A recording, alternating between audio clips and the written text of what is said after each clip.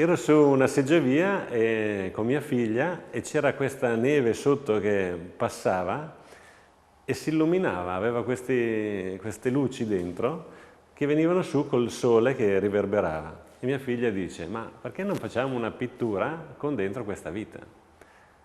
Mi sembrava un po' fuori luogo, però col tempo e con le nuove tecnologie siamo arrivati ad avere un prodotto che si chiama neve. Questo prodotto, come la neve, è semitrasparente, quindi poca neve vediamo il fondo, tanta neve diventa completamente bianca. Così è questo prodotto e quindi dobbiamo applicarlo in 3 passaggi successivi. Naturalmente tutto comincia prima con l'applicazione del primus sabbia.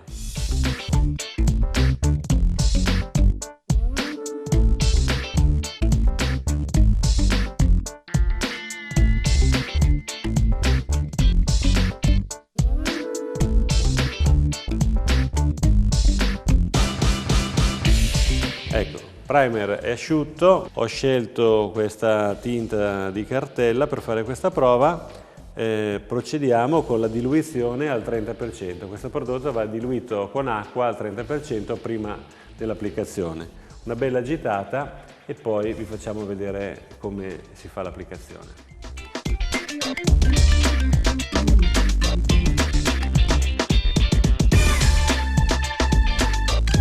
Eccoci, adesso possiamo finalmente partire con l'applicazione di neve e con il primo passaggio.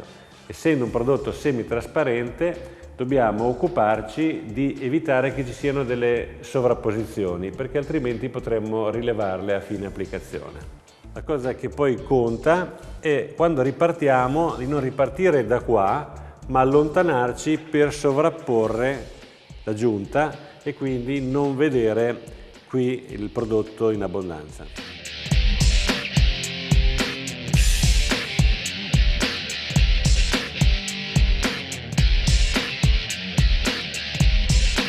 Questa operazione si ripete per tutta la lunghezza della parete e naturalmente nella prima mano avremo comunque sempre delle trasparenze.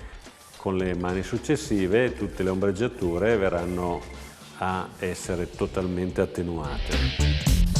Nel caso dovessimo dare il prodotto abbondante, soprattutto in prima mano, creeremmo delle macchie che poi non potremmo levare più neanche con i passaggi successivi.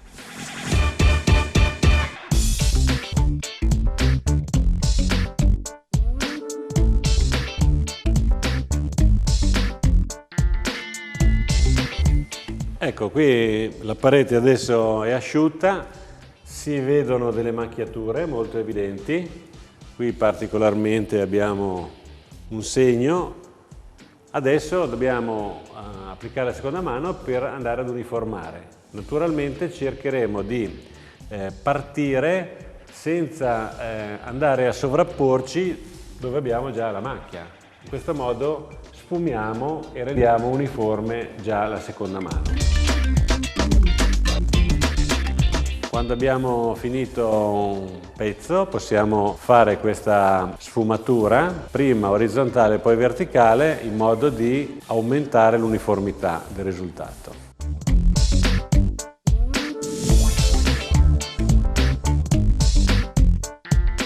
Ecco, è importante che non ripartiamo dalla giunta, quindi lo ridico, partiamo da qua e andiamo a sfumare dentro l'area già pitturata.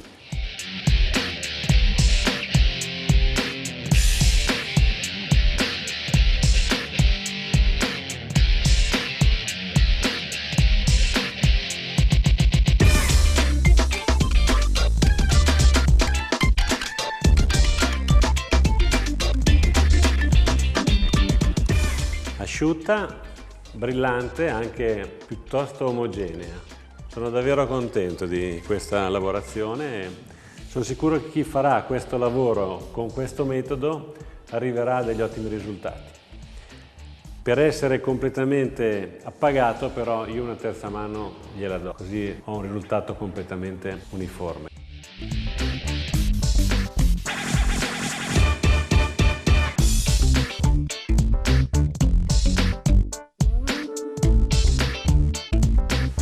Ancora una volta, ben attenti a tirare il prodotto, farlo sfumare e incrociare in modo che non esistano sovrapposizioni e quindi abbiamo l'effetto uniforme.